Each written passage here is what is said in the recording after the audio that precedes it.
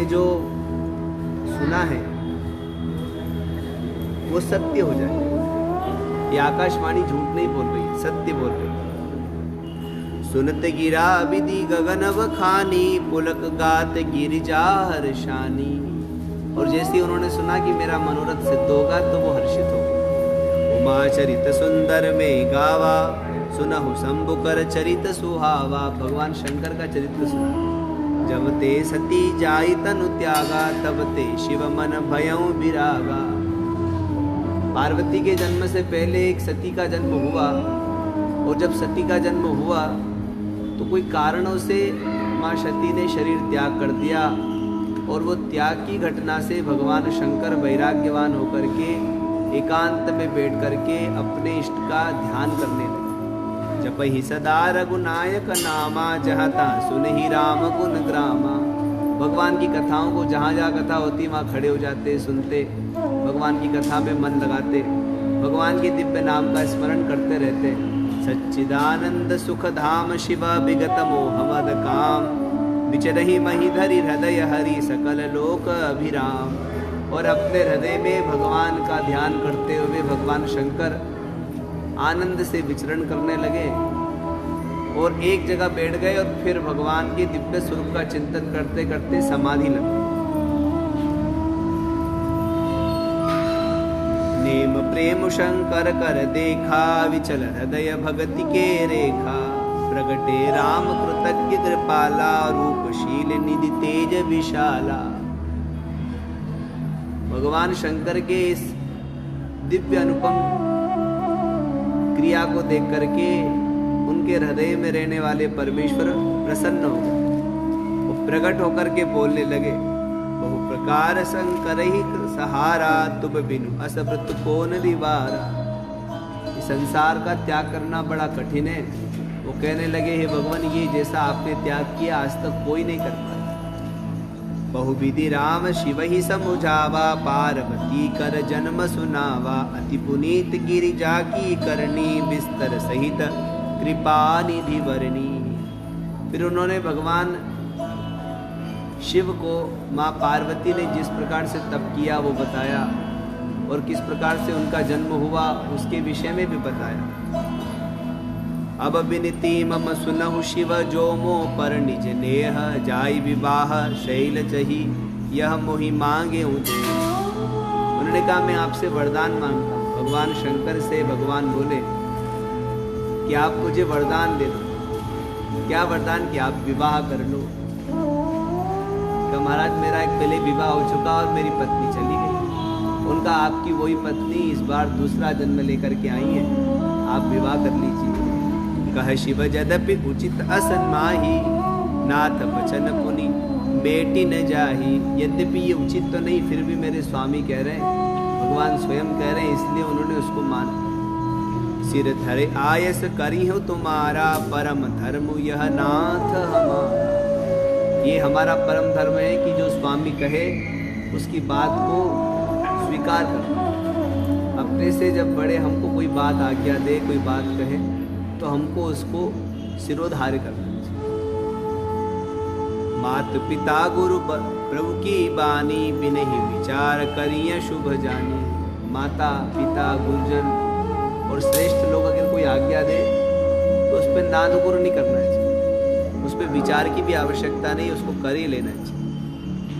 तुम सब भांति परम हितकारी, आज्ञा सिर पर नाथ तुम्हारी। हे नाथ, आपकी आज्ञा सिरोधार्य करके जो आपने कहा है उस कार्य को मैं कर लूँ। प्रभु तोषेउ पुनि शंकर वचना, भक्ति विवेक धर्म जुत रचना। कह प्रभु हर तुम्हार पन रहे हूँ, अब और राख्यूं जो हम कहे हूँ। अब उन्होंने कहा, देखो हृदय में एक बात ध्यान रखो जो मैं कहूँ, कि मेरे हृदय में भक्ति ज्ञान वैराग्य श्रद्धा आदि बनी रहे। तो उन्होंने कहा, हाँ ये बना रहेगा, आप चिंता मत, और आपकी इच्छा भी पूरी होगी। अंतरधान गए असभासी, शंकर सोई मूर्ति उर राखी। भगवान के दिव्य स्वरूप का उन्होंने चिंतन किया, उस स्वरूप का ध्यान किया और भगवान अंतर ध्यान। तब ही सप्त ऋषि शिव पही आए, बोले प्रभु अति वचन सुहाए। फिर उनका दर्शन करने के लिए सप्त ऋषि आ गए कैलाश पे। भगवान शंकर का दर्शन करने के लिए सप्त ऋषि आ गए। सप्त ऋषियों का भगवान शंकर ने बड़ा आदर किया, सम्मान किया, बिठाया। फिर बातचीत होने लगी। तो भगवान शंकर ने कहा, देखो भैया, भगवान की आज्ञा है कि विवाह करना है, पर अब विवाह जिससे होना उसकी परीक्षा तो होना चाहिए, गुण के योग्य है कि भाई जाकर के देखो हमारे ग्रह गुण मिल रहे कि नहीं मिल रहे, सब अच्छा हो तब विवाह करेंगे। तो ऋषियों को भेज दिया माँ पार्वती की परीक्षा लेने के। पार्वती पही जाई तुम प्रेम परीक्षा ले, गिरि ही पैर पेठा बहु भवन दूरी करे संदेह। ऋषि न गौरी देखी तह केसी, मूर्ति मंत तपस्या जैसी। तो ऋषि लोग उनकी परीक्षा लेने के लिए पहुंचे। तो जब वो जंगल में पहुंचे जहाँ माँ गिरिराज नंदिनी पार्वती तप कर रही है, तो देखा कि ऐसा लग रहा है कि साक्षात तपस्या ही मूर्तिमय होकर के बैठी। तपस्या ने मानो मूर्त रूप धारण कर लिया, क्योंकि जैसा तप उन्होंने किया न भूतो न भविष्यति, वैसा तप आज तक ना कोई कर पाया है ना आगे कोई कर पाया।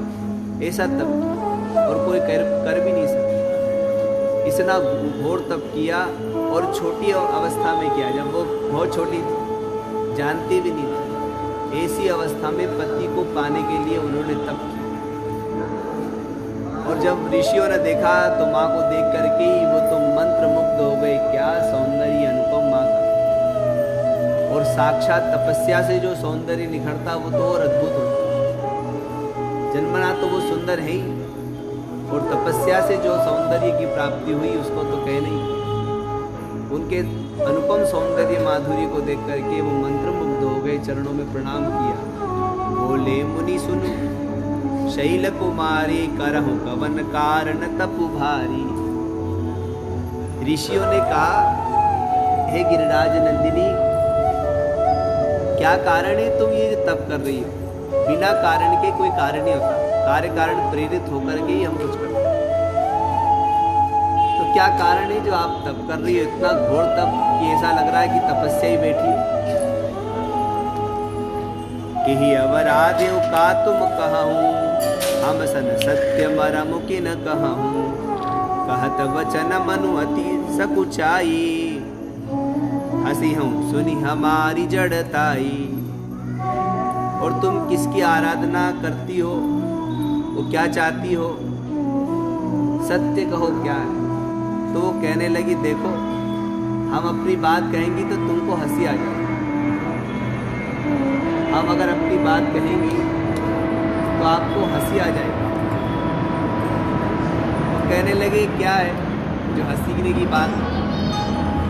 वो कहने लगी, देखो मन हटु परान सुनहि सिखावा, चाहत बारी पर भीति उठावा। ये जो मन है ना, इसने हट पकड़ लिया। मन भी हठी होता है। कई लोग होते हैं उनका मन हट होता है, वो हट पकड़ लेते। नहीं नहीं नहीं, ये काम तो तुमको करना ही पड़ेगा। छोटी छोटी बात पे कई बार लोग हटी हो जाते हैं। जैसे कोई श्रेष्ठ बात हो, बड़ी बात हो, उस पर हट पकड़े तो बात भी हो। लोग छोटी छोटी बातों को हट पकड़े। हमने कहा ना गिलास उठा के यहाँ रखो, यही रखो, अरे ठीक है यहाँ से वहाँ रख दिया तो क्या होगा? पर वो कहते नहीं नहीं, ये यहाँ से यहाँ नहीं होना, मैंने जो बोला उस बात को मानो। तो हट पकड़ लेना, और हट तो फिर हट ही है। तो हट जिससे हमको उन्नति मिले, कोई अच्छा कार्य हो तब तो किया जाए, पर जिससे कोई तत्व की प्राप्ति ना हो वो हट कोई काम का नहीं होता। अगर आपने हट पकड़ लिया कि नहीं मुझे भगवान का दर्शन करना है तो ठीक है, पर छोटा बच्चा जिद पकड़ ले, हट कर ले, बाल हट होता है कि नहीं पिताजी आप तो 10वें माले से कूद जाओ, अभी कूदो, और वो बाप उसके चक्कर में कूद जाए तो मर जाएगा। तो ऐसा हट कोई काम का नहीं ना। तो उस हट में कोई तत्व तो होना चाहिए। और वो बच्चा भी नहीं, प्रेम के चक्कर में ठीक है तू कह रहा तो कूद जाऊं, और बच्चा वो तो नादान है, जानता नहीं, पर बाप पे तो बुद्धि है, और वो कूद जाए तो फिर मर ही जाएगा। 10वें माले से कूदेगा तो कौन सा बचेगा? हड्डी पंजर भी सब अलग अलग हो जाएंगे, सब अस्थि पंजर अलग दिखेंगे। तो हट से अगर कोई प्राप्ति अच्छी हो, सुख मिले, तब तो होना चाहिए। और वो हट कोई काम का नहीं, औरों को कष्ट दे, तो हट ही जीवन में मत बनो। सामंजस्य, सौमनस्य, समन्वय का भाव होना चाहिए। छोटी छोटी बात पे हट करने वाले व्यक्ति आगे जाकर के बड़े बड़े दुख प्राप्त होते। इसलिए हट से जितना दूर रहो उतना अच्छा। हाँ, भगवत प्राप्ति हो सके, हमारी उन्नति हो सके, तब तो हम हट करें, पर होना कुछ नहीं और हट पकड़ लिया।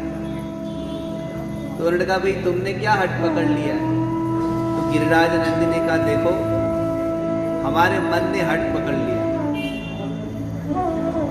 और ये ऐसा हट ये हो गया है कि अब ये केवल भगवान शंकर को ही प्राप्त करना चाहते हैं।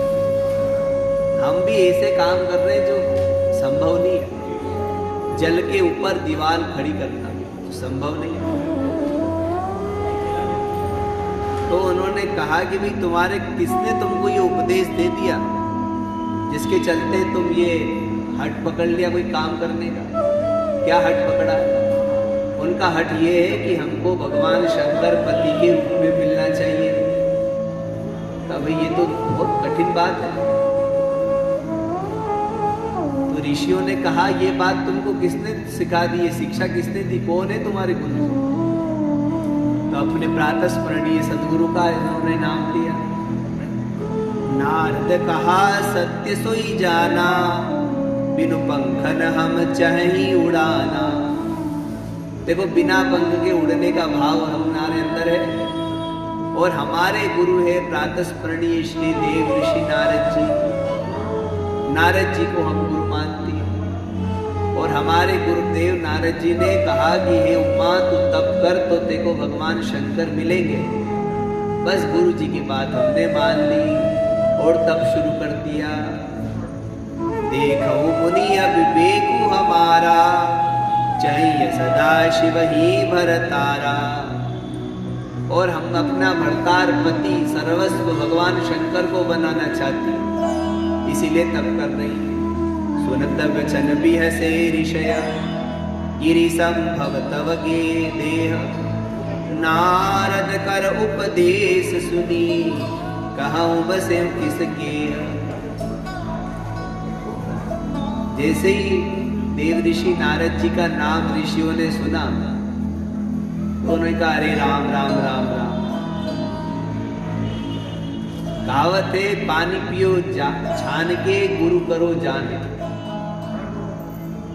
ऋषियों ने कहा उमा तुमने गुरु बनाने में जल्दी कर दी, इतनी जल्दी गुरु नहीं बनाना चाहिए।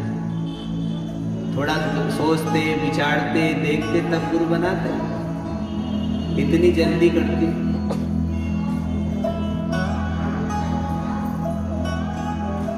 एक ने कुछ दिन पहले हमको फोन किया कि महाराज मैं गुरु बनाना चाहता हूं। मैंने कहा अच्छी बात, कहा आपकी नजर में कोई योग्य गुरु हो तो हमको बता। हमने कहा भाई हमको तो मिले नहीं, जब मिलेंगे तो बता देंगे। हमने विचार किया कि जो गुरु के अंदर योग्यता ढूंढ रहा है ये तो खुद ही गुरु हो गया। जो सोच विचार के गुरु ढूंढे तो पहले तो खुद ही गुरु है, गुरु का परीक्षण कर रहा है। और फिर नहीं जमेगी तो कल दूसरे ढूंढ लेगा, फिर परसों तीसरे, फिर चौथे, फिर अनेक गुरु। कभी इस नाव में, कभी उस नाव में, कभी उस नाव में, कभी किनारा ही नहीं आएगा। अरे हमारे अंदर का अभिमान अगर हमने छोड़ दिया तो अपने आप ही भगवान गुरु के रूप में हमको प्राप्त हो जाएंगे।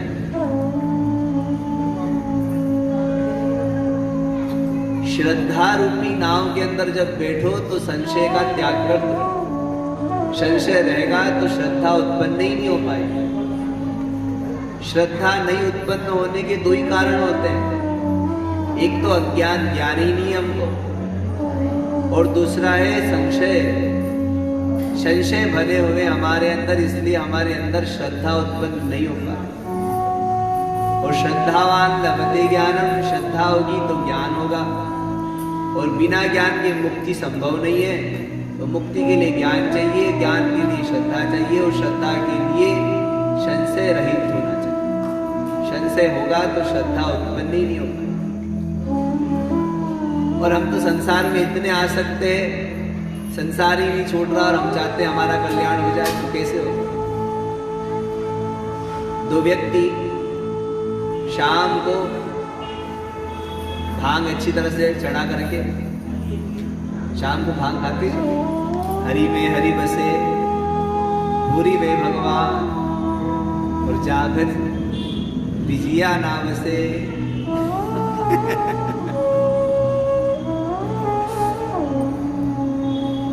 छानने वाले बड़े अलग अलग उनके वो मंत्र होते हैं, छान छान किसी की मत मान। तो बिल्कुल आनंद में हरि का स्मरण करते हुए उन्होंने हरि ले ली और गंगा किनारे आ गए। काशी की घटना, रात का समय, ठंडी का समय था, शीतल मंद पवन बह रही, और शीत लहर में तो उसका आनंद हो रहा था, और लहरी उठती है।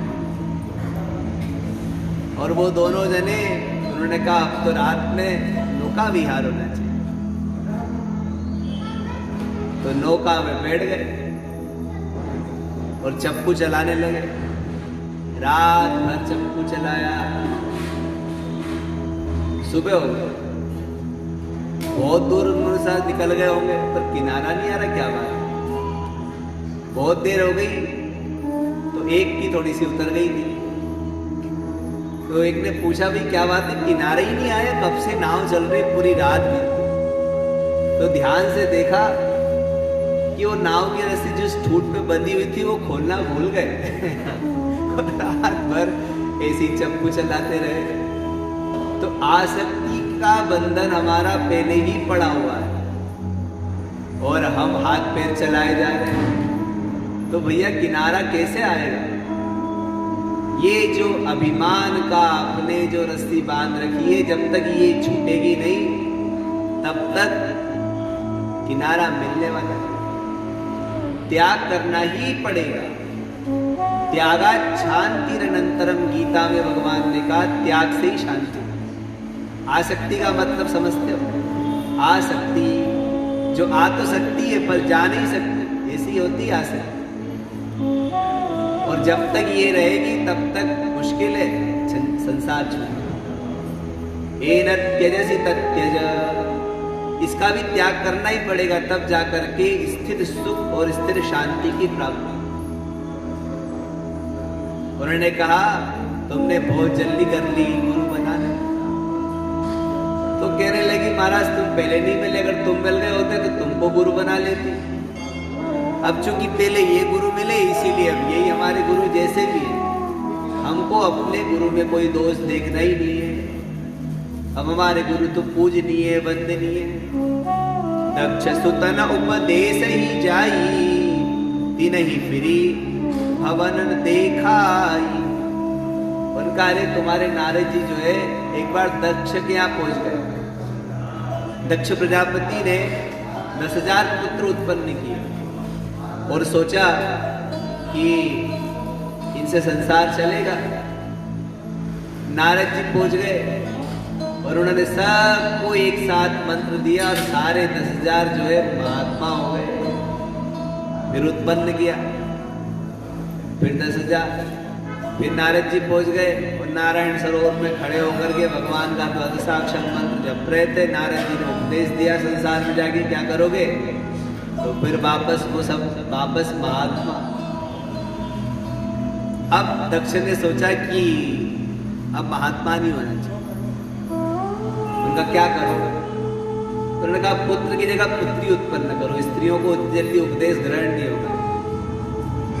तो उन्होंने स्त्रियां बना और नारद जी उनको उपदेश देते गए ही फिर उनसे संसार बढ़ता रहा। तो उन्होंने कहा कि दक्ष के बेचारे छोटे छोटे बच्चे थे, उनको उपदेश दे करके महात्मा बना दिया। छोटे बालक और बालपन में बेचारों को महात्मा बना दिया। देखा ही नहीं, संसार जाना ही नहीं, ना व्यवहार जाना ना संसार जाना, संसार में आए थे और नन्हे नन्हे बालकों को उन्होंने उपदेश दे दिया और बेचारों को महात्मा बना दिया। जिसको इतना भी ज्ञान नहीं कि उपदेश किसको देना चाहिए, महात्मा किसको बनाना चाहिए, तुम्हारे गुरु जी ऐसे चित्रकेतु घर कर घर उन लागा कनक ऋषु कर पुनि असहाला। चित्र को केतु को उपदेश दिया तो उसका घर चौपट हो गया। हिरण्यकश्यप को दिया उपदेश तो बेचारा वो मर ही गया।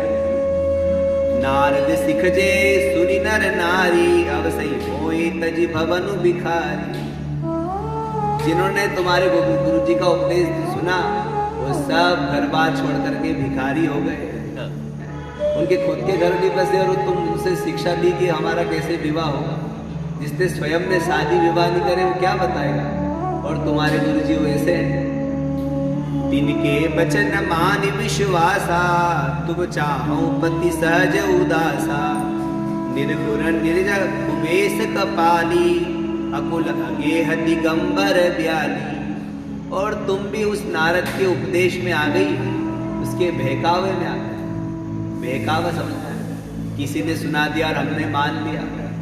कई लोग कान की कच्चे होते हैं, कुछ भी बोल तो मान लेते हैं, स्वयं में विवेक नहीं ना। किसी ने कहा तुमने तुम्हारे लिए इसने ऐसा कहा होगा तो मान लेंगे कि हाँ हाँ इसने कहा।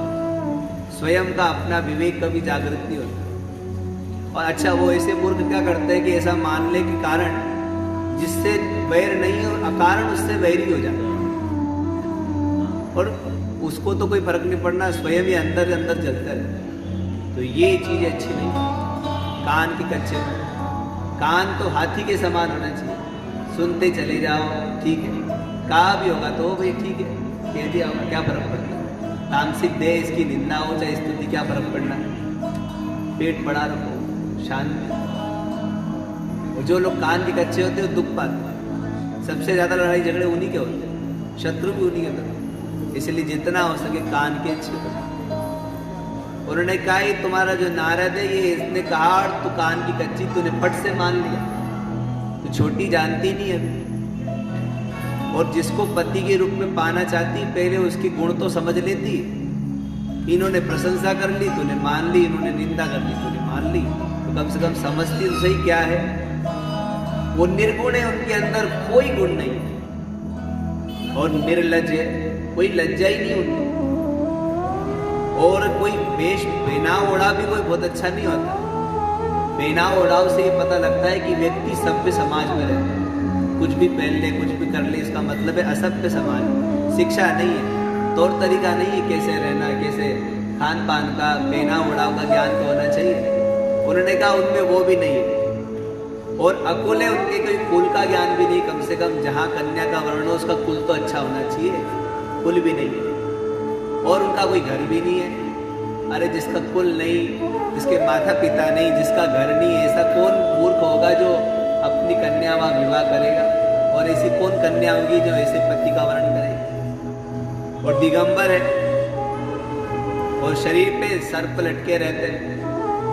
ऐसा व्यक्ति कहाँ कवन सुखु असबर पाए फल फूले उठग के बउराए।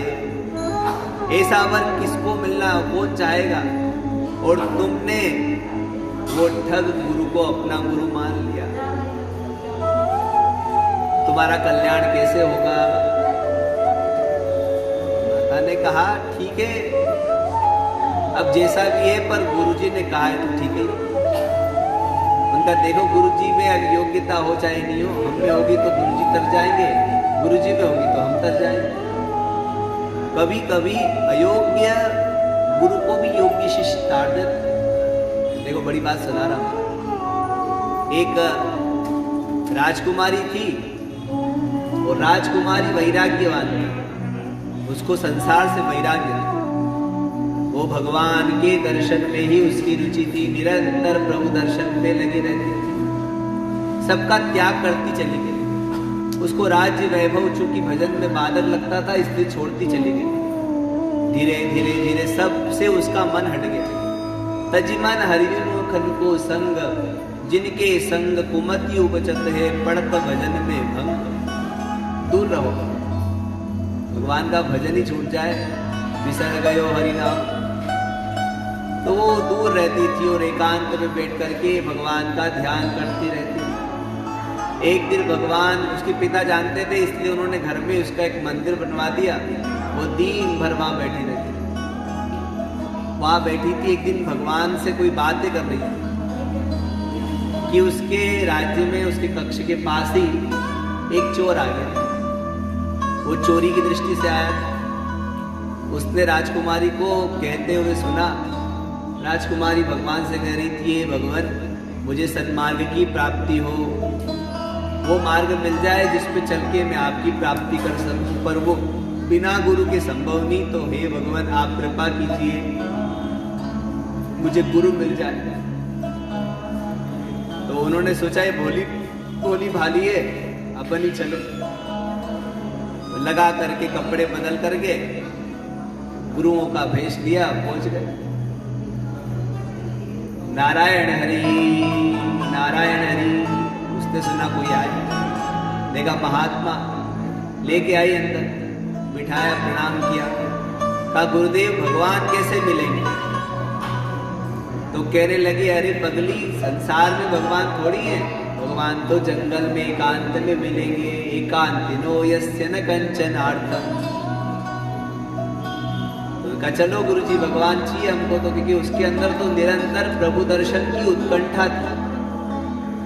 भगवान की प्राप्ति के लिए वो तो छटपटा रही थी। कहा चलो। तो उनका बेटा तू एक काम कर, मैं तेरा गुरु, तो दक्षिणा तो देना पड़ेगी, तो जितने भी तेरे आभूषण हैं ये सब एक गठरी में बांध ले और चल। उसने सारे आभूषणों को गठरी में बांध लिया और वो चल दिए। अब वो तो महाठग थे। जंगल में जाके उन्होंने क्या करा कि उसको पेड़ से बांध दिया और कहा, मैं भगवान के पास में जा रहा हूं, जब तक मैं तेरा बंधन नहीं खोलूं यही बंधी रहना। ठीक है। और वो भगवान का स्मरण करती रही, बंधी रही। अब वो तो छोड़ दे, इसने सामान लेकर के गए और वहां से कुछ महात्मा लोग गुजरे। उन्होंने देखा एक कन्या पेड़ से बंधी हुई। उन्होंने सोचा इसको खोल दे में, तो उनका नहीं नहीं जी, गुरुजी खोलेंगे हमारा बंधन। उनका बेटा तो जंगल पे हिंसक जीव खा जाएंगे। बोले नहीं, गुरुजी ने कहा है कि वो आएंगे, वही मेरा बंधन खोलेंगे, जब तक मैं यही रहूं। दया। पूछा काय के लिए? उनका गुरुजी ने कहा भगवान को लेने गए। तो वो आगे गए संत लोग, तो उनको देव ऋषि नारद जी मिल गए। उन्होंने नारद जी को कथा सुना दी कि वो कन्या वहां बंधी हुई है। नारद जी आए, उनका ला बेटा मैं तेरा बंधन खोल दूं। उनका नहीं, गुरुजी मेरा बंधन खोलेंगे। गुरुजी गए, आने वाले। तो नारद जी ने कहा कोई ठग होगा बेटा, देखो ऐसे ही ठग गया। उनका नहीं, कुछ भी हो तो गुरुजी खोलेंगे। भगवान की प्राप्ति करना है मुझे। तो नारद जी भगवान के पास में पहुंच गए। उनका तुम्हारी भक्ता वहां खड़ी, आओ दर्शन दो। वो कथा सुनाई तो भगवान भी आए। तो भगवान प्रकट हो गए। भगवान ने कहा ले बेटा मैं तेरा बंधन खोलूं। तो नहीं गुरु भगवान, अब तो गुरुजी बंधन खोले। नारद जी ने कहा ये तो साक्षात परमेश्वर आए। उनका नहीं, गुरुजी खोलेंगे। भगवान ने कहा भाई गुरुजी को ढूंढो, कहाँ है? नारद जी गए तो किसी दूसरे को टोपी पहना रहे थे। नारद जी गए, अपना परिचय दिया। उनका चलो आपकी शिष्या बंधन में है, गुरुजी भगवान बुला रहे हैं आप। तो बेचारे शर्माते हुए आए। तो देखा भगवान भी खड़े, तो कन्या बंधी हुई है। भगवान ने कहा गुरुजी कन्या का बंधन खोलो। अब उन्होंने खोला तो सबसे पहले उन्होंने गुरुजी को प्रणाम किया कि देखो आपके चलते भगवान मुझे मिल गए। उन्होंने कहा नहीं बेटा, वो गुरुजी ने उसको प्रणाम किया कि तेरे चलते भगवान मुझे मिल गए।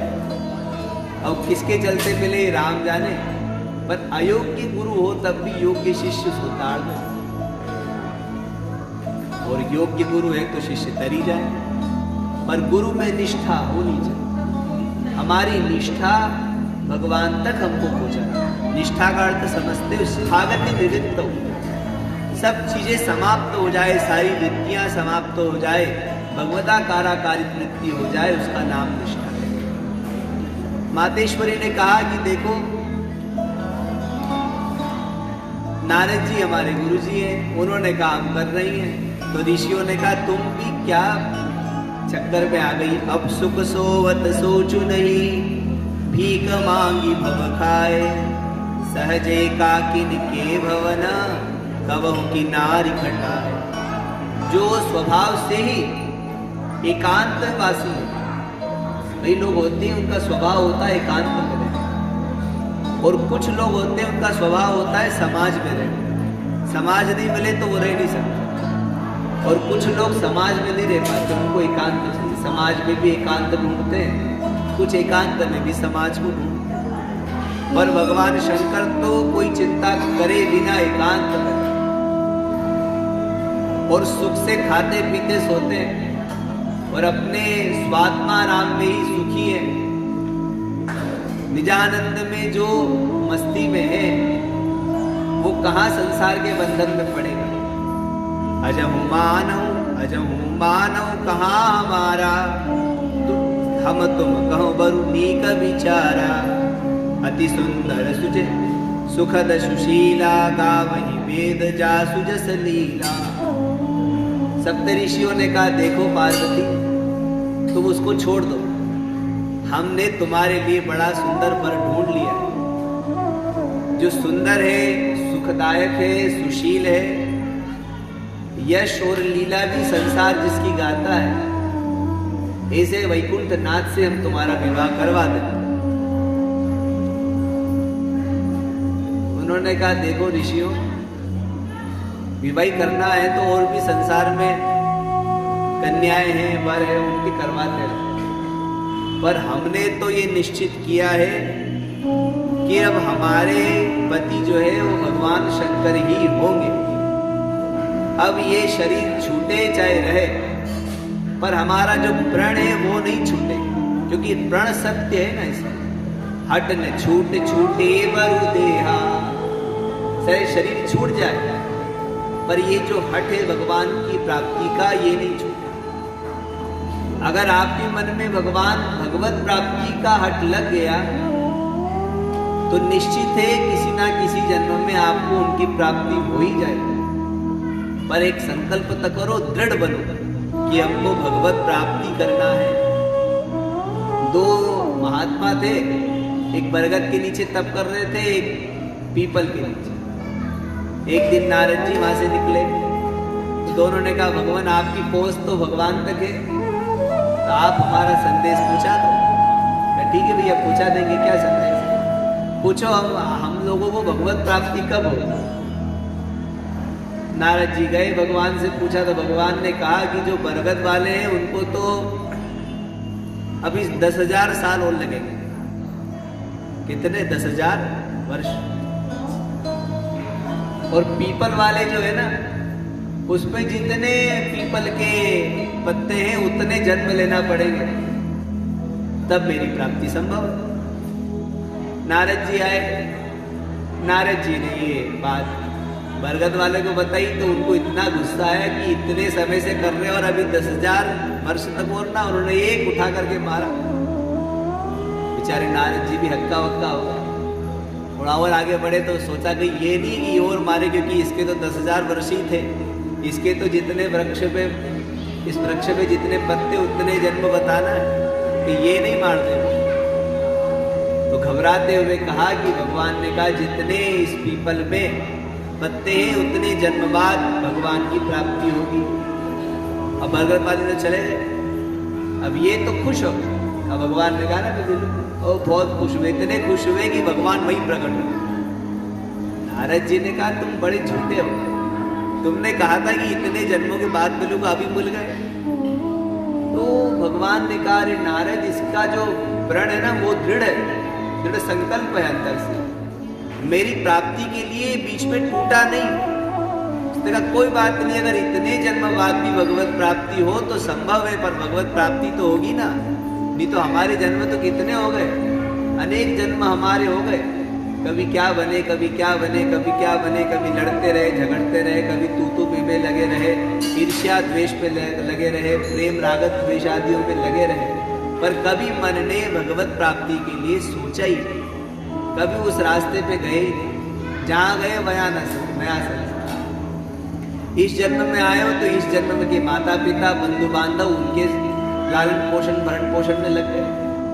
इसके पहले के जब कोई जन्म हुए होंगे तो उनमें भी अलग अलग नाना प्रकार के माता पिता बंधु बांधव सब हुए होंगे, उस पर लगे रहे। आगे और जन्म होने हैं तो उनमें भी फिर लगे रहे। जो आज माता है ना जाने दूसरे जन्म में कौन माता होगी, जो आज पिता है ना जाने दूसरे जन्म में कौन पिता बंधु बांधव होगा। पर बने जा रहे हैं, बने जा रहे हैं, और हम भी बनाए जा रहे हैं, बनाए जा रहे हैं। पर जो बना बनाया हमारा है उस परमेश्वर की तरफ हमारी कभी दृष्टि ही नहीं जाती। उस तरफ दृष्टि चले जाए तो क्या नहीं। उन्होंने कहा कि अगर शरीर छूट जाए पर ये हट नहीं छूटेगा, भगवत प्राप्ति के लिए मन बना है तो भगवत प्राप्ति करके ही रहे। नारद बचन न मैं परिहरऊं, बसऊं भवन उर्जऊ नहीं डरऊं। आपने कहा कि मेरा भवन बनेगा ही नहीं तो कोई बात नहीं, मुझे अपने गुरु वचनों में विश्वास है। उन्होंने कहा है तो या तो भवन मेरा बस जाए या उजड़ जाए, कोई फर्क नहीं पड़ता, और उनके राह भी चलूंगी, उनकी राह को नहीं बिछूंगी। गुरु के वचन प्रतीति न जेहि, सपने सुगमन सुख सिद्धि ते। जिस व्यक्ति को अपने गुरु वचनों पे विश्वास नहीं है, जागृत तो दूर रहा, सपने में भी सिद्धि की प्राप्ति संभव नहीं है, मुश्किल है। क्योंकि गुरु वचनों पे उसको विश्वास नहीं, इसलिए उसको सुख की प्राप्ति नहीं हो सकती। महादेव अवगुण भवन विष्णु सकल गुण धाम, जय कर मनोरम जाहि सन देहि तेहि सन काम। अब दोनों ही, चाहे भगवान अवगुणों के धाम हो और विष्णु गुणों के धाम, भगवान विष्णु शंकर चाहे अवगुण से युक्त हो और विष्णु गुण युक्त हो, तब भी जिसका जिस पे मन रमता है वो तो उसी के तरफ ही जाता है। और मुनि आप पहले आप नहीं मिले, नहीं तो आपको गुरु बनाती है। अब नारद जी हमको पहले मिल गए, इसलिए नारद जी के वचनों पे हमको विश्वास है कि भगवान शंकर ही हमको पति के रूप में मिलेंगे। नहीं भी मिले तब भी मैं ये प्रण तो नहीं छोड़ूंगी, भले से मुझे विश्वास हो जाए कि इन्होंने कहा है भगवान मिलेंगे, नहीं मिलेंगे, ये विश्वास हो जाए तब भी मैं गुरु वचनों को तो नहीं छोड़ूंगा। जन्म कोटि लगी रगर हर मारी, बरऊं शंभु न तरहूं कुमारी। करोड़ों जन्म बीत जाए, कुमारी रहना पसंद है। अगर शादी होगी तो शंकर से होगी, नहीं तो मैं कुमारी हूं। तजऊ न नारद कर उपदेशु, आप महे सत बार महेशु। एक बहुत विचित्र बात उन्होंने कह दी।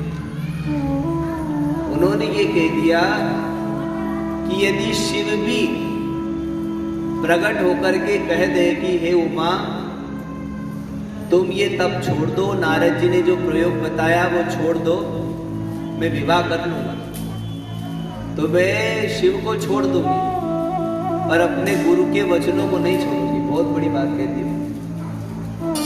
अपने गुरु वचनों में हमको विश्वास होना ही चाहिए। माता को है, आप सीता के विवाह प्रसंगों को जब देखेंगे तो माँ जनक नंदिनी गौरा का पूजन करने के लिए पुष्प वाटिका में जाती है और माता की सौंदर्य अनुपम मूर्ति को देख करके उनका मन मुग्ध हो जाता है और अपने हाथ से चुने हुए पुष्पों की माला को उन्होंने बनाया है और उस पुष्पमाला को माता के गले में धारण किया और माता के सामने अपने भावों को प्रकट किया।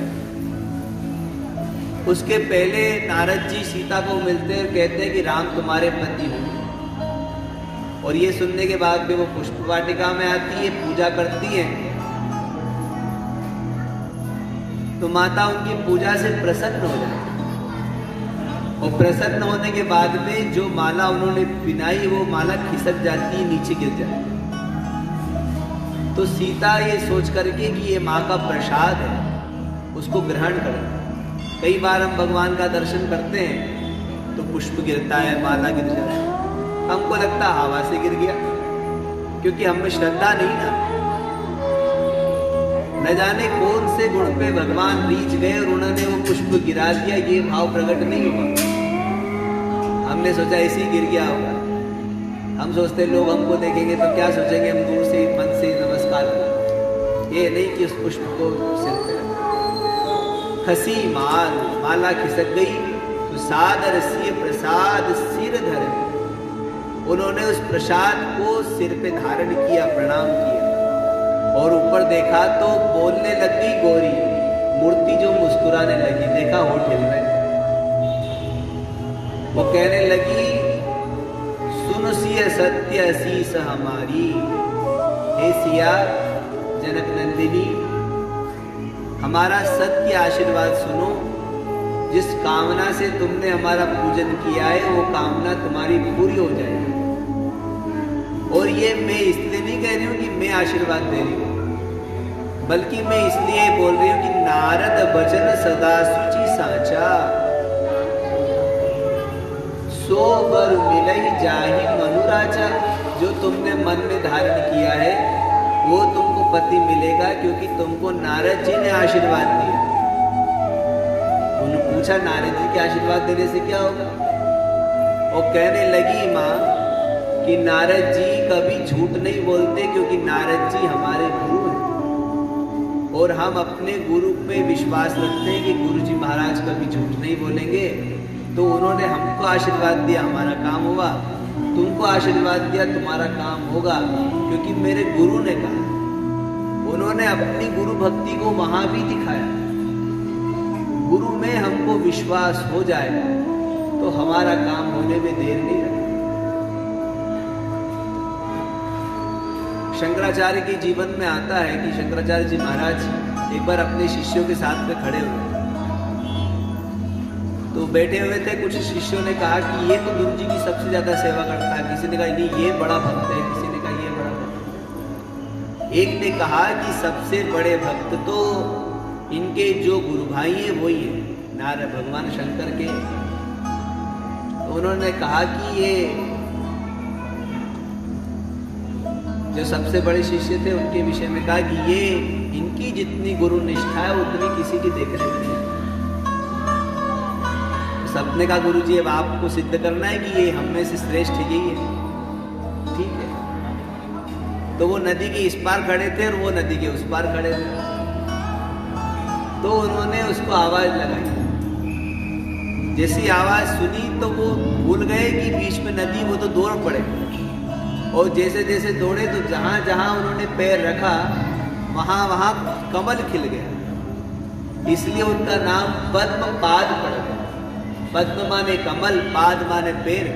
एक एक कमल के ऊपर पैर रखते चले गए, गुरु जी के पास पहुंच गए, इसलिए उनका नाम पड़ गया पद्म पादाचार्य, भगवान के सबसे पहले शिष्य।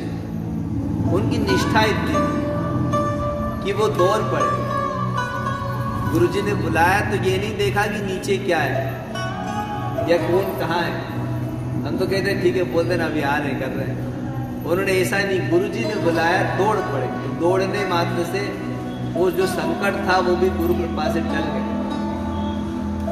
ऐसे ही एक और शिष्य थे, वो मूर्ख थे, बहुत ही मूर्ख थे, पढ़ लिख नहीं पाते। एक दिन गुरुजी पढ़ा रहे थे और वो सब शिष्य बैठे थे।